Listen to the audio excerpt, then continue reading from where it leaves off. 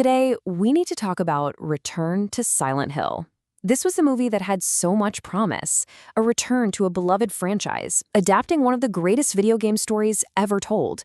But instead of a masterpiece, we got, well, a masterclass in how to fail. And this is where it all started. The promise. The director, Christoph Gans, who made the first pretty well-liked Silent Hill movie back in 2006, came out and said this. He knew the game was a masterpiece. He said he was going to adapt it as close as possible. I mean, what more could a fan ask for, right? The hype was real. And you know what?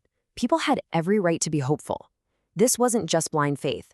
There were some really solid reasons to believe this movie was going to be the one. I mean, just look at the checklist. You've got the director from the first film coming back. He's saying all the right things about being faithful.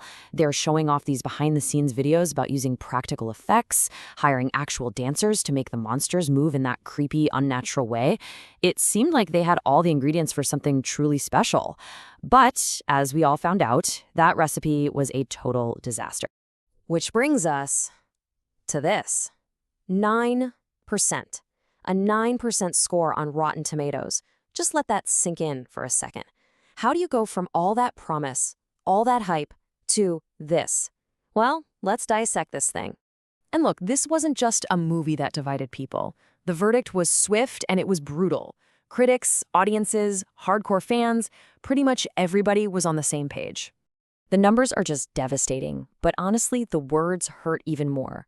Critics were calling it astonishingly awful and a misogynistic betrayal. And the fans? One of the top comments you'd see everywhere was that it was an abortion on understanding Silent Hill 2.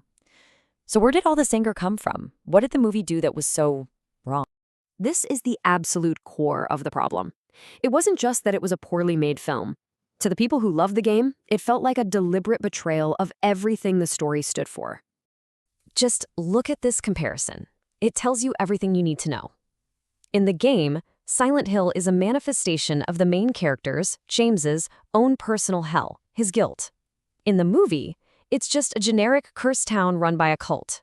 In the game, James murders his wife out of a complex, ugly mix of grief and selfishness. In the movie, he's a hero who performs a mercy killing. They took a deep, psychological story and flattened it into a cheap horror flick. And this one change, this single decision completely guts the entire point of the story. The game is about James confronting this horrifying act he committed, usoricide. The movie turns him into a tragic hero who did the right thing. It removes all the moral complexity, all the nuance, all the horror. As one critic put it, the movie basically becomes an excuse for wife killing. Oh, but it gets so much worse. You know the other characters in the game, like Angela and Laura? These incredibly important figures with their own tragic stories about abuse and innocence? Yeah, the movie just goes, nah, they're not real people. They're just, aspects of James's wife, Mary.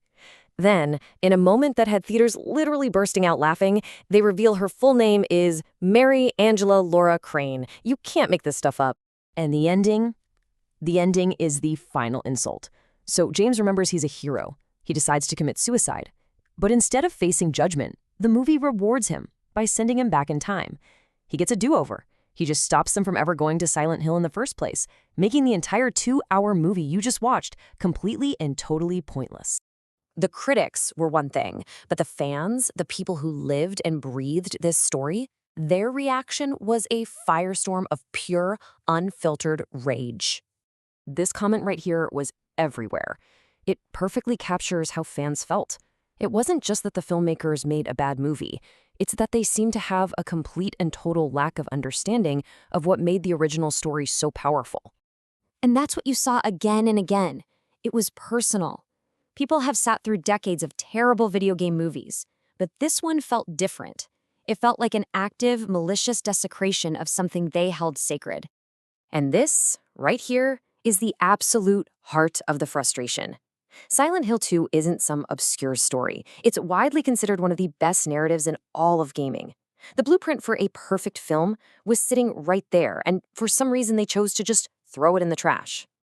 So let's put it all together. Let's do the final autopsy on this thing. How does a movie with this much going for it crash and burn so spectacularly?